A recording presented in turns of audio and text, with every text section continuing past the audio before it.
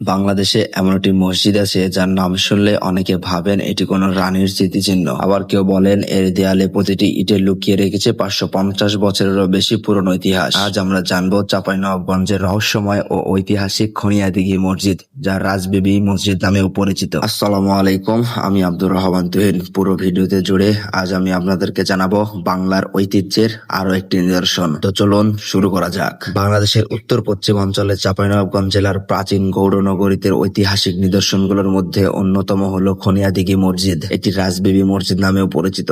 মসজিদটির নির্মাণকাল 1500 শতকের শেষ ভাগে। ইতিহাসবিদদের মতে এটি সুলতান আলাউদ্দিন শাহ শাসনামলে নির্মিত হয়। সে সময় গৌড় ছিল বাংলার রাজধানী এবং রাজনৈতিক, সংস্কৃতি ও ধর্মীয় কর্মকাণ্ডের অন্যতম কেন্দ্র। মসজিদটির নামকরণ করা হয়েছে পাশের বিলের খানিয়া দিঘি থেকে।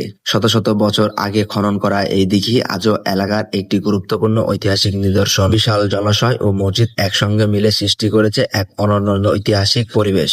স্থাপত্যের দিক থেকে খনিয়াদিঘি মসজিদ অত্যন্ত আকর্ষণীয়। একটি মূলত ইট দিয়ে নির্মিত হলেও বিভিন্ন অংশে পাথর ব্যবহার দেখা যায়। মসজিদের দেয়ালে অত্যন্ত পুরু, যা সুলতানি আমলের স্থাপত্যের একটি গুরুত্বপূর্ণ বৈশিষ্ট্য। মসজিদের অন্যতম আকর্ষণ এবং গম্বুজ ও খিলান ভিত্তিক নকশা। শতাব্দীর পর শতাব্দী ধরে নানা প্রকৃতির দুর্যোগের মুখোমুখি হওয়ার পরেও এর মূল কাঠামোর অনেক অংশ এখনো টিকে আছে। এই মসজিদকে রাজবিবি মসজিদ বলা হয় কেন তা নিয়ে বিভিন্ন মত প্রচলিত রয়েছে। কেউ মনে করেন কোনো রাজপরিবারের নারীর স্মৃতির সঙ্গে এর সম্পর্ক রয়েছে, যদিও এ বিষয়ে নির্ভরযোগ্য ঐতিহাসিক তথ্য খুবই সীমিত। বর্তমানে খনিয়াদিঘি মসজিদ বাংলাদেশের প্রত্নতান্ত্রিক ঐতিহ্যের একটি গুরুত্বপূর্ণ অংশ। প্রতি বছর অসংখ্য পর্যটক, গবেষক ও ইতিহাসপ্রেমী মানুষ এখানে আসেন মধ্যযুগীয় বাংলার স্থাপত্য ও ইতিহাসকে কাছ থেকে দেখার জন্য। মসজিদের চারপাশে নীরব পরিবেশ, প্রাচীন ইটের দেয়াল এবং পাশের বিলের দিঘি দর্শনার্থীদের নিয়ে যায় কয়েকশো বছরের আগের বাংলায়। খনিয়াদিঘি মসজিদ শুধু একটি প্রাচীন স্থাপনা নয়, এটি বাংলার সুলতানি যুগের ইতিহাস, স্থাপত্য ও সাংস্কৃতিক এক অমূল্য সাক্ষী। তাই ইতিহাসকে অনুভব করতে চাইলে